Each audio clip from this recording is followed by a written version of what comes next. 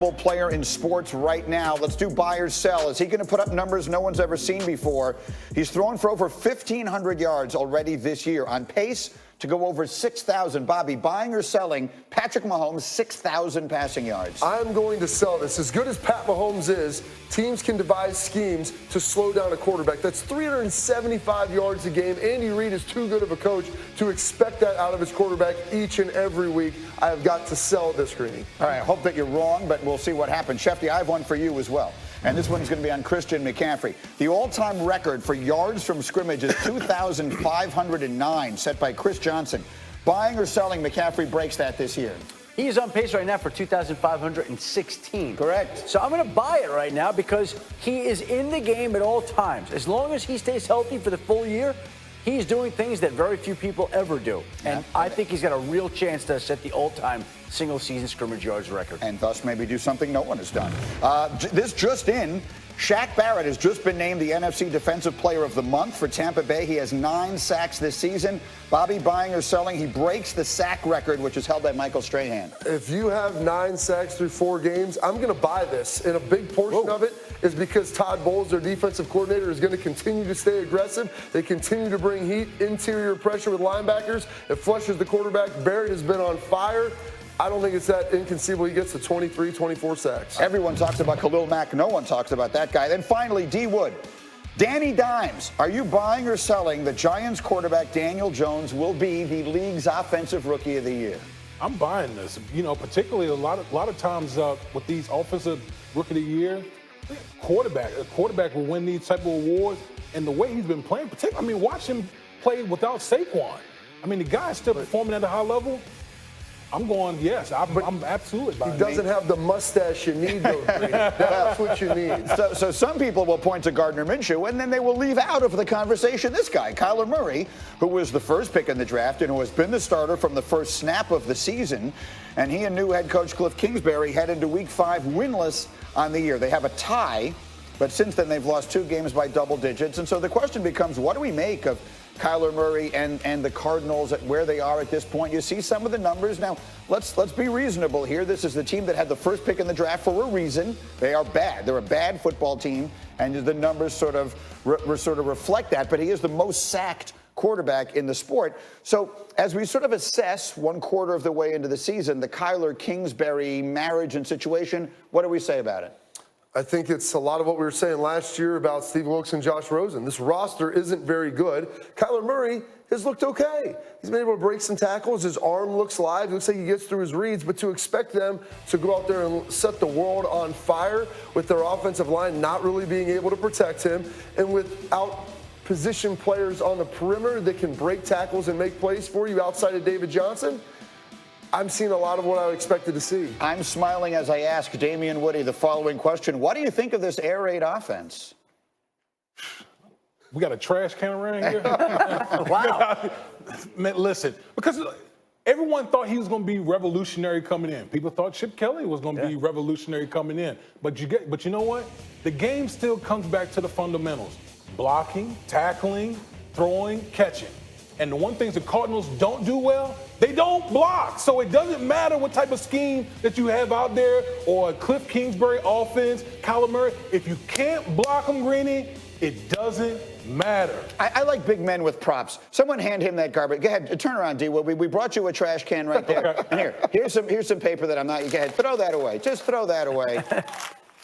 That's it. That's the air raid offense. What are you hearing? It feels Kyler Murray somehow won the Heisman, chose football over baseball, was the #1 pick in the draft, came in with this controversially hired coach, and 4 weeks into the season, it's like they don't even exist. Well, I think he's shown he can play, but it's early and it's going to take time. And right now, they haven't won a game yet. They're winless. And so it's not like people are talking about the Arizona Cardinals when we could be talking about Gardner Minshew mania in Jacksonville instead. There are other storylines, players, teams, cities that have garnered more interest than Arizona. It just seems like more of the same for a team that has struggled and not won football games and not been overly relevant so far. Well, then I'll just ask my question that I was asking around the time of the draft, and it's like the worst possible scenario. He's on pace to get sacked 80 times, and he's a man who was not any bigger than I am. Can that possibly be sustainable? Sustainable. You look at two quarterbacks that have been beat up, and I keep referencing these guys. Andrew Luck, Cam Newton are both massive humans, and it's taken their toll on them after 7 years. So he's going to get broke. He'll be Deshaun Watson 2.0 if they don't start protecting these two young quarterbacks. For the record, they are not the only place where a team with a new coach has been struggling. Let me put this number up here. It has been a tough go for the 6 first-time head coaches this year. They're a combined 5-18-1. 5 of those wins have come from Matt LaFleur in Green Bay and Freddie Kitchens with the Browns, meaning 4 of the coaches have yet to earn their first win in the NFL. I take it that's not good. Yeah, it's not good. Real bad. You know who is good? You guys have mentioned him repeatedly. Gardner Minshew. He's a folk hero. He was asked yesterday at practice about his mustache and the impact it's having. How many people do you figure you've inspired to grow mustaches over the years? Too many. There's a lot of bad mustaches out there right now. But hopefully we'll get them right. So we just decided we would say, what do you think, guys? It's pretty good. Oh, no. I might have one on here. There you go. That's amazing. That Very nice. amazing. Oh. That's good. That's good. Look at Shefty. You got a little Ditka in you there, don't you? Look at, he looks like a little mini Ditka. He's like the old Saturday Night Live sketch. Okay, very good. That was very well done.